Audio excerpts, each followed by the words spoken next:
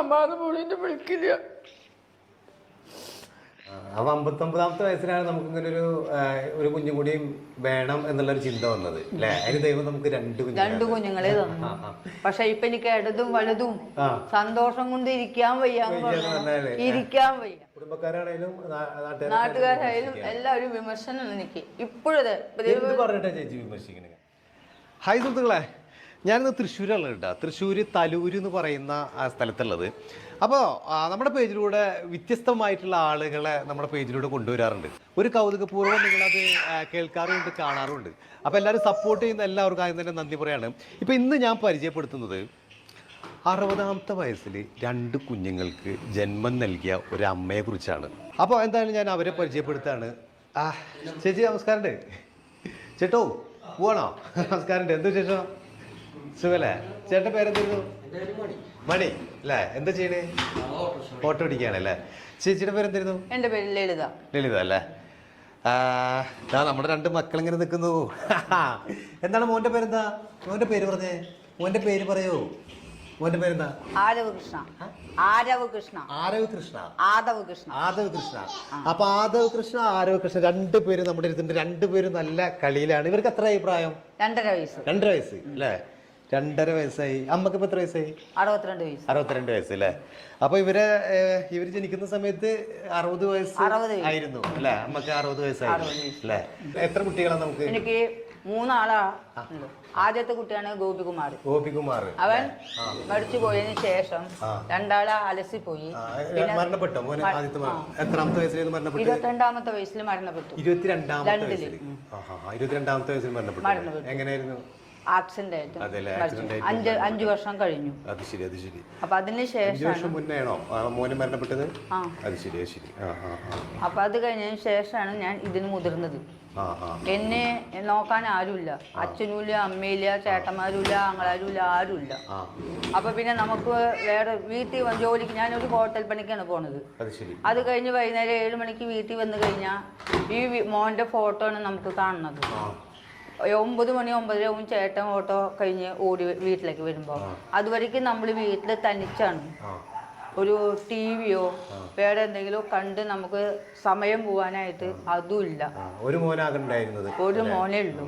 അവൻ പോയോട് കൂട്ടി തലയ്ക്കൊരു സുഖമില്ലാത്ത പോലെയൊക്കെ ഭയങ്കര വിഷമായി. അതായത് ഇത് IVF കൂടെയാണ് ഇപ്പോ ഉള്ള. അപ്പൊ എനിക്ക് പീരീഡ് ഉണ്ടാവണല്ലോ. അപ്പൊ 3 മാസത്തേക്ക് ഗുളിക തന്ന് പീരീഡ് വരുത്തിച്ചു വരും. എന്നിട്ടാണ് IVF ചെയ്ത് 60 വയസ്സിൽ പ്രസവിച്ചു. എനിക്കൊരു ആത്മവിശ്വാസം, ധൈര്യം എനിക്ക് വേണം. എനിക്ക് കുട്ടികൾ 2 ഓരോ കുട്ടികളെ കാണുമ്പോഴും എന്റെ മോന്റെ പ്രായത്തിലുള്ള പിള്ളേരൊക്കെ ഇവിടെ വരുമ്പോ എന്റെ കണ്ണ് നിറയണം. എല്ലാ പിള്ളേരും ഇവിടെയുള്ള പിള്ളേരാണ്. ഇവിടെ വന്ന് നിൽക്കും. എന്റെ കൂട്ടുകാർ ഇപ്പോഴും ഇപ്പൊ ഒരു കുട്ടി വന്നില്ലേ, ഒക്കെ ഇവിടെ വന്ന് നിൽക്കുമ്പോ എന്റെ കണ്ണ് നിറയും. കാരണം എന്താ വെച്ചാൽ അപ്പൊ എന്റെ കണ്ണ് നിറയും. എനിക്കും ഇല്ലല്ലോ എന്നെ അമ്മ എന്ന് വിളിക്കാൻ ആരാ ഉള്ളത് എന്ന് വിചാരിച്ചു. അവസാനം ആ നേഴ്സ് ഇവിടെ ഉണ്ട്, സെൽമ എന്നാ പറയാ നേഴ്സ്. ആ നേഴ്സ് വിളിച്ചു കൊണ്ടുപോയി ഡോക്ടറോട് കാണിച്ചിട്ടായിരുന്നു എനിക്ക് 2 കുരുന്നു മക്കളെ ദാനം തന്നു. അപ്പൊ 59ാമത്തെ വയസ്സിലാണ് നമുക്ക് ഇങ്ങനെ ഒരു കുഞ്ഞും കൂടിയും വേണം എന്നുള്ളൊരു ചിന്ത വന്നത് അല്ലെ? അതിന് ദൈവം നമുക്ക് 2 കുഞ്ഞുങ്ങളെ തന്നു.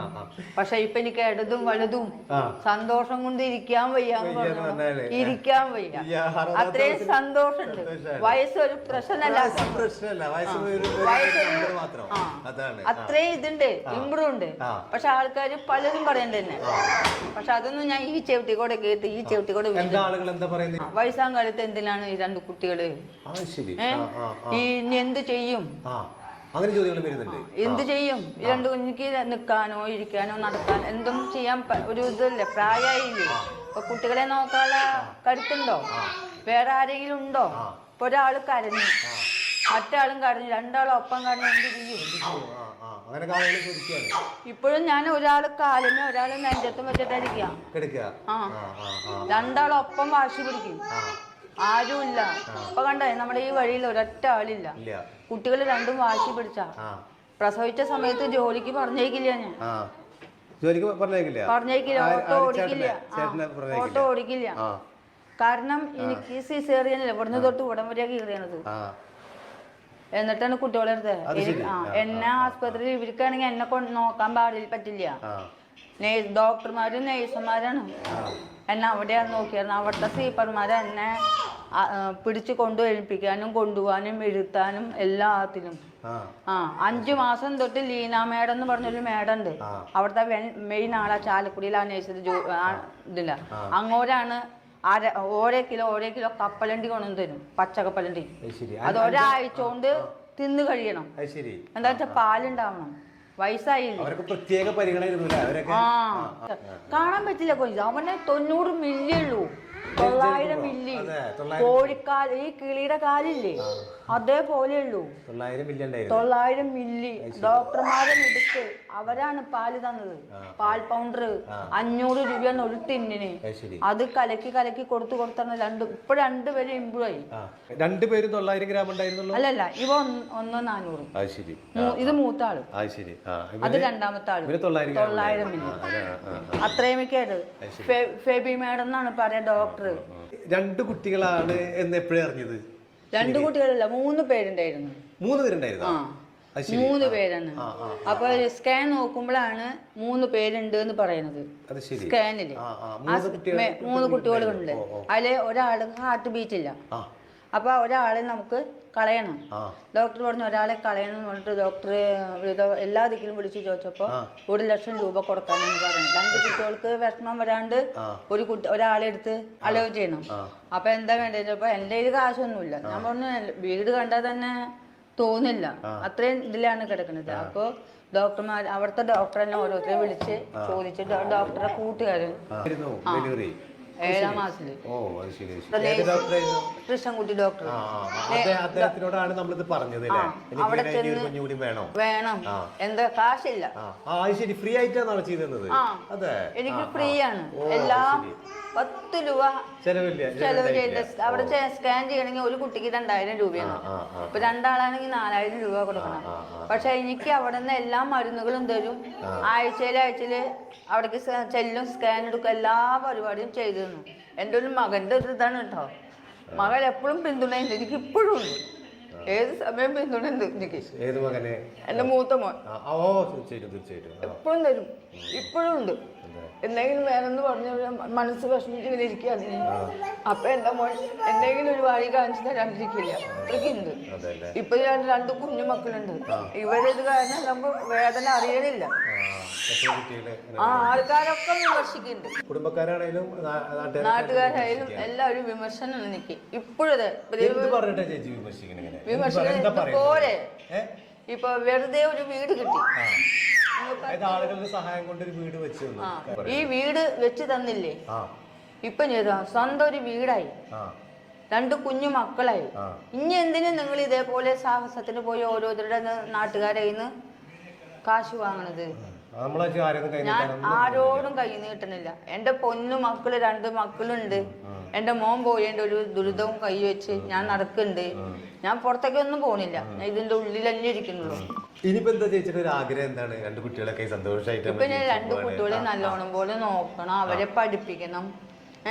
അവർക്കൊരു എനിക്ക് ഇപ്പൊ വയ്യാത്ത കാരണം ഒരു 15 വയസ്സ് വരെ ഞാൻ അവരെ നോക്കി കൺകുളറേ നിറഞ്ഞ് സന്തോഷത്തോടു കൂടി വളർത്തിയിരിക്കണം എന്നൊരു ആഗ്രഹം. ദൈവത്തിന്റെ കയ്യിലാണ് എല്ലാം ഇരിക്കുന്നത്. ചേച്ചി പറഞ്ഞില്ലേ വയസ്സൊക്കെ ഒരു എന്താ പറയാ നമ്പർ മാത്രമാണ്. അത് ശരിയാണ്, പക്ഷെ നമ്മുടെ ആരോഗ്യവും നമ്മൾ നോക്കണം. അതൊക്കെ പോയിക്കോളും. അതെ, ഇപ്പൊ 62 വയസ്സായി, ഇനി കുട്ടികൾക്ക് 2.5 വയസ്സ്. ഇത് നോക്കുമ്പോ ഇനി 10-80 വയസ്സ് വരെ അങ്ങനെ നോക്കണ്ട. ചേച്ചി ആയുസ് ഇപ്പൊ തന്നെ കൂട്ടില്ലേ? അത് കൂട്ടുന്നില്ല. എന്നാലും മനസ്സില് എനിക്ക് മരിക്കില്ല എന്നുള്ള ഒരു ഉറപ്പോട് കൂടി ഞാൻ എന്താ പറയണേ, ചിരഞ്ജീവിയുടെ പോലെയുണ്ട്. ജീവിതകാലം മുഴുവനും മക്കളുടെ കൂടെ ഇരിക്കണം. അവർക്ക് കല്യാണം കഴിഞ്ഞ് അവർ പേരക്കുട്ടികളായിട്ട് ഇരിക്കുമ്പോ ഞാൻ ഇരിക്കും എന്നുള്ളൊരു ധൈര്യത്തോട് കൂടിയിട്ട് മുന്നേറി പോണ്ട്. അതേപോലെ ഒരു ആത്മവിശ്വാസമുണ്ട്, ദൈവത്തിനെയും വിളിക്കുന്നുണ്ട്. അപ്പൊ നമ്മുടെ ഒരു ആഗ്രഹം എന്ന് പറഞ്ഞാൽ കുട്ടികളെ നല്ല പഠിപ്പ് കൊടുക്കുക എന്നുള്ളതാണ്, നല്ല വിദ്യാഭ്യാസം കൊടുക്കുക. വിദ്യാഭ്യാസം കൊടുക്കണം, അവർക്ക് നല്ല പോഷകം. ഇപ്പൊ അവർക്ക് ഇത് തൂക്കൊന്നുമില്ല, വെയിറ്റ് കുറവാണ്. അവര് ഭാവിയിൽ ആരാക്കാനൊക്കെ അമ്മച്ചിക്ക് ആഗ്രഹം? ഭാവിയില് കളക്ടർ ആക്കണം ആഗ്രഹം അല്ലെ? 2 പേരെ കളക്ടർ ആക്കണം എന്നാണ് എന്റെ ആഗ്രഹം. നിറവേറ്റാൻ പറ്റുമെന്ന് അറിയപ്പോ എല്ലാ ആഗ്രഹം. നാട്ടുകാരുടെ സഹായത്താലാണ് ഞാൻ ഇപ്പൊ ജീവിക്കുന്നത്. എന്നാലും നമ്മൾ ആഗ്രഹിച്ച് എങ്ങനെയെങ്കിലും ഇതാകുന്ന. പക്ഷെ ഷാനവാസ് സാറുണ്ടല്ലോ, കളക്ടർ ഷാനവാസ് സാറാണ് ഇവിടെ ഇരിക്കണമെങ്കിൽ, നമ്മുടെ തൃശ്ശൂർ ഇരിക്കുകയാണെങ്കിൽ എനിക്ക് ഷാനവാസ് സാറ് ആധാരം എടുത്ത് തരാന്ന് പറഞ്ഞിട്ടുണ്ടായിരുന്നു. ആധാരം ഷാനവാസ് സാർ എനിക്ക് തരാന്ന് പറഞ്ഞു. ആധാരം പണയപ്പാടാണ് ഈ വീടിന്റെ ആധാരം. സൊസൈറ്റിയില് 2 ലക്ഷത്തിന് എന്റെ മോന് വേണ്ടിട്ട് ആക്സിഡന്റ് വന്നിട്ട് എലൈറ്റ് ഹോസ്പിറ്റലിലായി. കൊറേ നാളില്ല, 10 ദിവസമേ കിടന്നുള്ളൂ. ആധാരം വെച്ചിട്ട് അവിടെ കാശ് കിട്ടണ്ടേ, അപ്പൊ അതിന് വേണ്ടിട്ട് നമ്മളത് പണയപ്പാട് വെച്ചു. അപ്പൊ അതിന് പിന്നെ എടുക്കാൻ പറ്റിയിട്ടില്ല. 2 ലക്ഷം ഇൻട്രസ്റ്റ് കൂടി ആയിണ്ടാവും.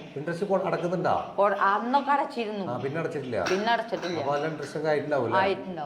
അപ്പൊ അത് വിളിക്കാറൊന്നുമില്ലേ? ഇപ്പൊ നോട്ടീസ് വന്നു. ഏത് ബാങ്കിലാണ്? സഹകരണ സംഘത്തില് പെരുമ്പശ്ശേരി. അപ്പൊ ഞാൻ എന്താ ചെയ്ത, ഷാനവാസ് സാർ ഇത് കണ്ടിട്ട് വന്നു. ഷാനവാസ് സാറ് കണ്ടിട്ട് വീടൊക്കെ കണ്ട് ഇഷ്ടംപോലെ സാധനങ്ങളൊക്കെ കൊണ്ടുവന്ന് തന്ന് ഞാൻ ആധാരം എടുത്ത് തരാമെന്നൊക്കെ പറഞ്ഞിട്ടുണ്ടായിരുന്നു. ആ പറഞ്ഞു കൊണ്ട് പോയതാണ്. പിന്നത്തെ ആഴ്ചയിൽ മാറ്റം കിട്ടി. ആ മാറ്റം കിട്ടിയ സാറ് പോയോട് കൂടിയിട്ട് എന്റെ എല്ലാ സ്വപ്നങ്ങളും കെട്ടടങ്ങി. സാറ് പോയി, ഞാൻ എനിക്ക് എടുത്തു തരും. ഇപ്പൊ ഞാനെടുത്ത് തരും, സാറും ഇല്ല. ഞാനൊക്കെ സാറിന് ഫോൺ ചെയ്യും. ഒക്കെ ശരിയാവും ചേച്ചി, കരയണ്ട, വിഷമിക്കല്ലേ. നമ്മളെ ഈ കാണുന്ന ആളുകൾ കുട്ടികൾക്ക് ഇത്രയ്ക്കായിട്ടുള്ളൂ, കുട്ടികൾക്കാണെങ്കിൽ ഇത്രയ്ക്കായിട്ടുള്ളൂ.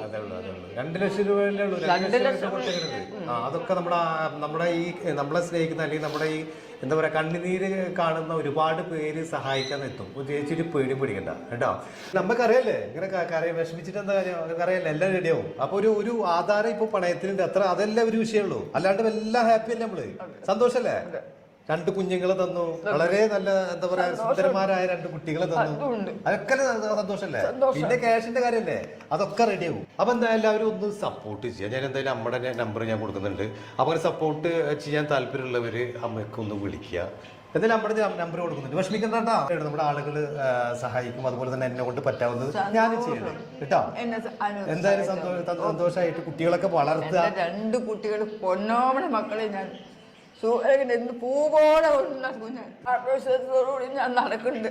കുട്ടികൾക്ക് ഒരു വയ്യായി വരാണ്ട് വിചാരിച്ച പോലെ 2 കളക്ടർമാരായി വരും എന്ന് വിചാരിച്ചു. തീർച്ചയായിട്ടും നമ്മൾ പഠിപ്പിക്കുക, നല്ല രീതിയിൽ പഠിപ്പിക്കുക. എന്തായാലും 2 കളക്ടർമാരായി